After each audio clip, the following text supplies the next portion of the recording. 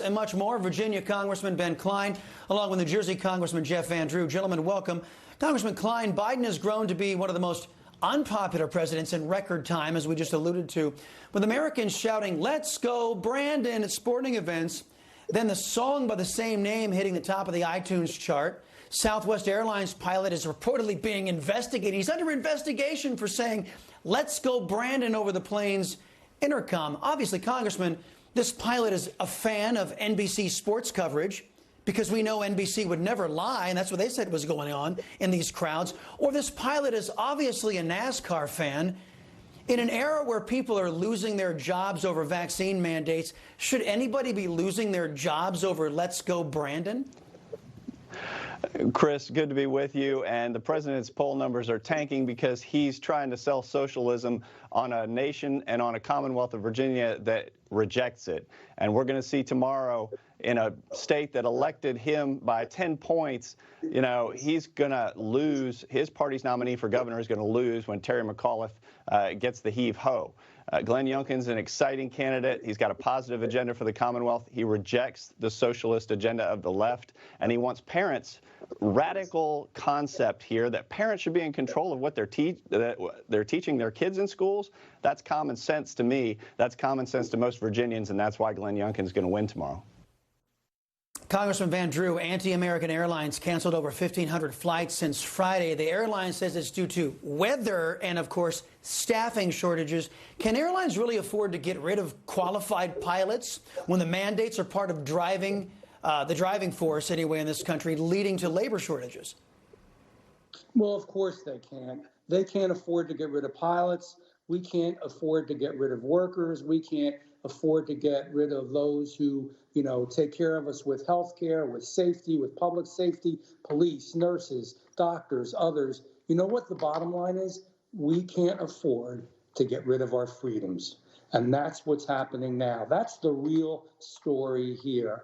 That because the nation that had the greatest freedom in all the world, and always has, as you said so well in the beginning, the shining city on the hill, this free and great nation that gives people entrepreneurial activity, entrepreneurial opportunity, we are now changing that and stopping that. I've never seen anything like it. And let me say to you, we are on the precipice. This nation, many of our states, we are on the edge. And if we're not careful, we're going to lose the America that we know and love. We've got to bear down. We've got to start winning. We've got to win in New Jersey. We've got to win in every state that we possibly can. And, of course, in the congressman's state, I think we've got a real good chance in Virginia. And I think we've got a good chance in even New Jersey. New Jersey's a blue state. Now, where I live, I'm in the southern half of the state. So it's not blue, and Jack Ciattarelli is going to really do a job there and win well. But I think a lot's starting to happen even in the northern part of the state.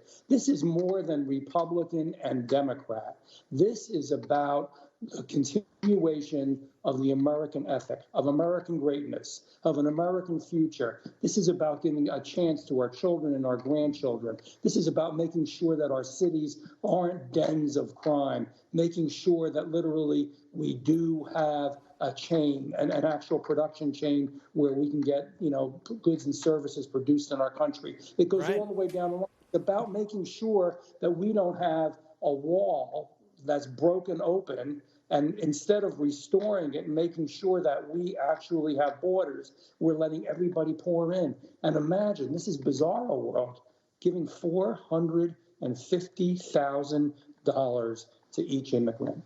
Can you believe that? Yeah, two illegal aliens. It's absolutely absurd. And we got a segment coming up later on, gentlemen, where we're going to talk to somebody who is responsible for making sure that family members who are killed by illegal aliens, who our government should never have allowed to be here in the first place. Nobody's even talking about, compensating those families. Congressman Cline, all eyes are on your state. As you already alluded to, the gubernatorial race right there, it's pretty hot. New Trafalgar poll showing Glenn Youngkin overcoming a massive lead by the punk, Terry McAuliffe. Now, Mr. Youngkin leading 49 to 47% in that poll. Can you give folks the sense of where you think the momentum is there on the ground in Virginia as we're coming into Election Day? Well, Glenn Youngkin's focused on the issues that are important to families. They're focused on education, jobs. You know, COVID is important, but this governor we've got right now, Ralph Northam, he shut the state down unnecessarily to the extreme. And, you know, parents want their kids back in school. They want to be back on the job. And with Biden inflation looming, they don't want Biden's liberal policies pushed down at the state and local level. You know, 7 years ago, we saw Governor Terry McAuliffe in his first run as governor implement Obama liberal policies at the state level, at the local level. They don't want the next governor to do that. They want the governor to stand up for working families, to stand up for jobs, for the economy, for education, for students, and for parents. And that's what Glenn Youngkin's going to do. Well, Congressman Van Drew, let's focus on your state. Phil Murphy has the worst China virus record of any of the governors. 35% of the state's China virus deaths come from his nursing home scandal, where he ordered nursing homes to admit those infected with the China virus. What can we glean from this? Do you think voters in New Jersey will actually vote for a man with this type of record on the China virus? Well, I'm hoping they don't. And I think the next two governors in the United States of America are going to be Jack Ciattarelli and Glenn Youngkin. I really do. And I think that people in New Jersey are even starting to get it. Not starting, but really are getting it, because what they saw, you know what was amazing in New Jersey? Even the programs he promulgated, he couldn't do them right. So people who shouldn't get unemployment did. People who really did need unemployment didn't get it.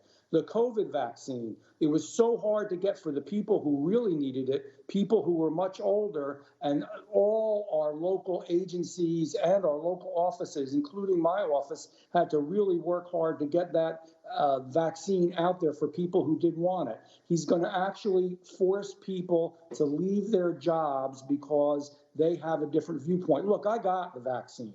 That's my option. But if somebody doesn't want to, that is also what's called freedom of health. It's one of the freedoms that we have in America. And that's something this governor doesn't understand. He doesn't understand the fact that we have the highest property taxes in the nation. Jack Ciattarelli does. And when you ask the governor about it, Governor Murphy, and you say we have the highest taxes, he says, look, if you don't like high taxes, then you don't belong in New Jersey. And like Ciattarelli said, absolutely. Who said that? Yeah, I mean, it's gonna kill industry. It's gonna kill businesses. And as we already alluded to, Congressman, his decision to throw China virus patients into nursing homes actually killed people. Congressman Ben Cline and Congressman Jeff Van Drew, gentlemen, thank you very much. Got to put a wrap on it there. Thank you.